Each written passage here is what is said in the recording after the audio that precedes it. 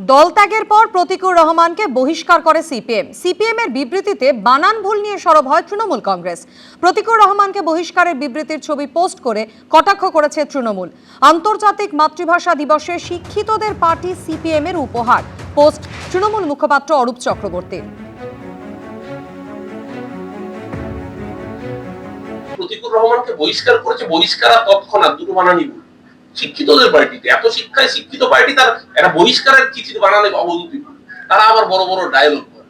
এই জন্যই পার্টিটার আজকে এই অবস্থা। প্রতীকুর রহমানকে বহিষ্কার করে যে বিবৃতি ভারতের কমিউনিস্ট পার্টি মার্ক্সবাদী পশ্চিমবঙ্গ রাজ্য কমিটি দিয়েছে, তাতে বহিষ্কার বানানটাই ভুল।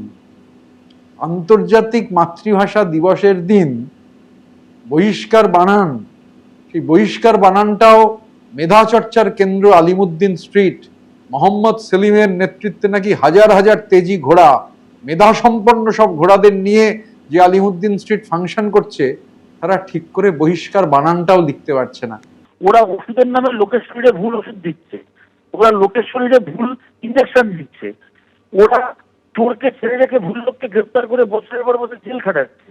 ওরা এতগুলো ভুল করার পরে ওরা যোগ্যকে রাস্তায় বসিয়ে রেখে ভুল লোককে চাকরিতে ঢুকিয়ে দিচ্ছে। ভুল শিক্ষক, ভুল ওষুধ, ভুল ইঞ্জেকশন, ভুল আইএএস অফিসার, ভুল ভ্যাকসিন ক্যাম্প, সবকিছু ওরা করছে। তারপরে আমাদের জিনিস ভুল বানান নিয়ে ওরা রাত দুপুরে মস্করা করছে। এদের আমি বলছি, এদের রাজনীতি সুস্থতা ছেড়ে দিন, এদের মানসিক সুস্থতা বলে কিছু আছে? গতকালই ভোটের আগে সিপিএম এ ধাক্কা, তৃণমূলে যোগ দিলেন প্রতীকুর রহমান। অভিষেক বন্দ্যোপাধ্যায়ের হাত ধরে তৃণমূলে যোগ দেন সিপিএম ত্যাগী এই যুব নেতা। তৃণমূলে যোগদানের পর প্রতীকুর রহমানকে দল থেকে বহিষ্কার করে সিপিএম। ভোটের মুখে কাস্তে হাতুড়ি ছেড়ে জোড়া ফুলে প্রতীকুর রহমান। বিজেপির বিরুদ্ধে লড়াইয়ে একমাত্র ভরসা তৃণমূলে যোগদানের পরে এই মন্তব্য করেন প্রতীকুর রহমান।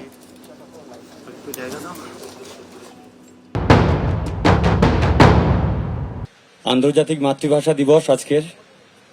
বাংলা ভাষার জন্য অসংখ্য মানুষ প্রাণ দিয়েছিলেন এবং আজকের এই দিনটাকে প্রতিষ্ঠা করেছে গোটা বিশ্বের ময়দানে।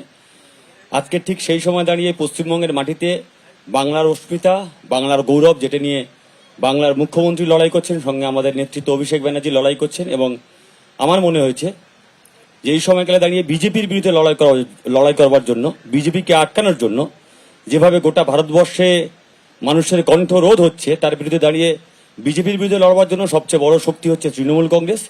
তাই আমি তৃণমূল কংগ্রেসের সঙ্গে এসছি, অভিষেক ব্যানার্জির সঙ্গে এসছি, মমতা ব্যানার্জির সঙ্গে এসছি। সিপিএম দলে যে কজন, বিশেষ করে এই প্রজন্মের যারা প্রতিনিধিরা লড়াই করছেন, আমি লড়াই করছেন কথাটা অত্যন্ত সচেতনভাবে ব্যবহার করছি। তার কারণ যেটুকু মিছিল মিটিং হয় এদেরকেই দেখা যায়, বাকি তো সিপিএম খালি টিভির পর্দায় রয়েছে আর সোশ্যাল মিডিয়ায় যত বিপ্লব এবং পুরো ক্ষোভ বা তাদের যে আক্রমণটা, সেটা তৃণমূল কংগ্রেস, মমতা বন্দ্যোপাধ্যায় আমাকে তো করেই। কিন্তু শালীনতার একটা গণ্ডির মধ্যে থেকে কাজ করা এবং রাজনৈতিক লড়াইটা লড়া, কোনো মতে সেই শালীনতার গণ্ডি যাতে কেউ অতিক্রম না করে, আজকালকার দিনের যারা সিপিএম এর প্রতিনিধিরা সোশ্যাল মিডিয়ায় বক্তব্য রাখছেন বা সমাজ মাধ্যমে বা সংবাদ মাধ্যমে যায়, তাদের অনেকের কথা আমি শুনি। ব্যক্তিগতভাবে আমি প্রতিকূলকে দেখেছি কোনোদিন তারা কোনো দলকে আক্রমণ করেনি। উত্তরপাড়ায় ভালো ভোট পাওয়ার পরেও দিল্লি পাঠিয়ে দেওয়া হলো দীপশিতা ধরকে। উল্টে অন্য একজনকে উত্তরপাড়ায় দাঁড় করানোর চেষ্টা হচ্ছে। ঘণ্টাখানেক সঙ্গে সমান অনুষ্ঠানে এসে এই মন্তব্য করেন প্রতীকুর রহমান। হ্যাঁ, পাবলিকেশন গুরুত্বপূর্ণ। সিপি লেফট রাজনীতির প্রশ্নে পাবলিকেশন গুরুত্বপূর্ণ। এনবিতে বসে যে পাবলিকলি মুভ করতে পারছেন না।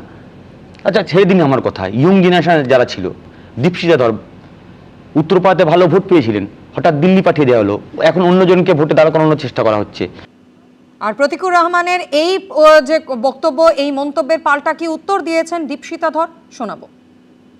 আপনাকে জোর করে দিল্লিতে পাঠিয়ে দেওয়া হলো, যদিও উত্তরপাড়ায় আপনার খুব ভালো অবস্থা ছিল, ইত্যাদি ইত্যাদি, অর্থাৎ দল আপনার সাথে খারাপ করেছে। এ বিষয়ে আমার কিছু বলার নেই। আমি আপনাদের যে প্রোগ্রামের কথা বলছেন সেই প্রোগ্রামে শুনি। আমি এখন যা শুনছি খবরের কাগজ, বিভিন্ন সাংবাদিকদের মাধ্যমে, যে আমি তৃণমূল জয়েন করছি। এবিপি আনন্দ, এগিয়ে থাকে, এগিয়ে রাখে।